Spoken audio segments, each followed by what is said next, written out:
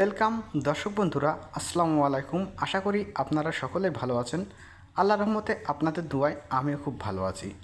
খুবই অল্প বাজেটে 4 রুমের একতলা বাড়ির ডিজাইন গ্রামের ভিতরে যারা করতে চাচ্ছেন তারা অবশ্যই আমাদের এই ভিডিওটা ফলো করতে পারেন। এখানে আরসিসি ফাউন্ডেশন দিয়ে যে বাড়িটার ডিজাইন করা হয়েছে গ্রামের ভিতরে হিসেবে খুবই সুন্দর একটা ডিজাইন এবং মজবুত। এই বাড়িটা ফাউন্ডেশন থেকে এতটুকু পরিমাণ কাজ করতে আমাদের খরচ হয়েছে মাত্র 11,70,000 টাকা। এই বাড়িটার ছাদ হবে ছাদ আছে 875 স্কোয়ার ফিট। এই 875 স্কোয়ার ফিট ছাদ, 4টে রুম এবং একটা কিচেন, 2টি বাথরুম, একটা সিঁড়ি রুম, একটি ডাইনিং এই বাড়িটার টোটাল ভিতরে পাবেন।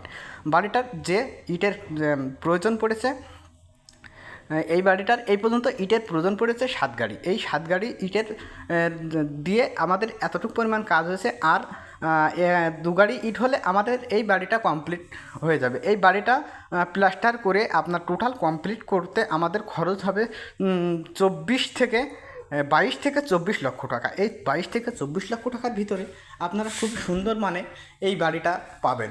গ্রামের ভিতরে খুবই চমৎকার একটি ডিজাইন এই বাড়িটার। এমন ডিজাইনের বাড়ি যদি করতে চান তাহলে কিন্তু আপনারা আমাদের সাথে যোগাযোগ করতে পারেন অনায়াসে। আমরা এমন বাড়ির ড্রয়িং ডিজাইন করে দিতে পারবো। দর্শক, এই বাড়িটার যে টোটাল যে কাজগুলো করা হয়েছে, আমাদের মিস্ত্রি খরচ হয়েছে এই পর্যন্ত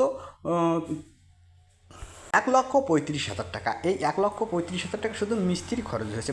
দর্শক, এখানে যে কাজগুলো করা হয়েছে, গাঁথনির কাজগুলো একটু খেয়াল করে দেখেন। দর্শক, খেয়াল করে দেখলে কিন্তু বুঝতে পারবেন এখানে খুবই সুন্দর গাঁথনি করা আছে।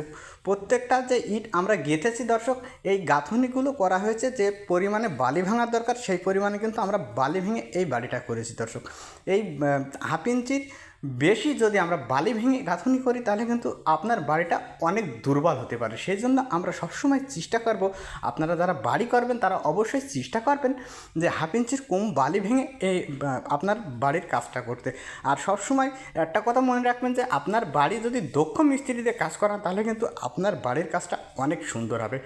সেই জন্য আপনাদের বারবার আমরা রিকভার করে বলি যে আপনার বাড়ি করার সময়, স্বপ্নের বাড়ি করার সময় আপনি একটা দক্ষ মিস্ত্রিতে কাজ করাবেন, তাহলে কিন্তু আপনার বাড়ির কাজটা অনেক মজবুত হবে, কোনো সমস্যা হবে না ইনশাল্লাহ।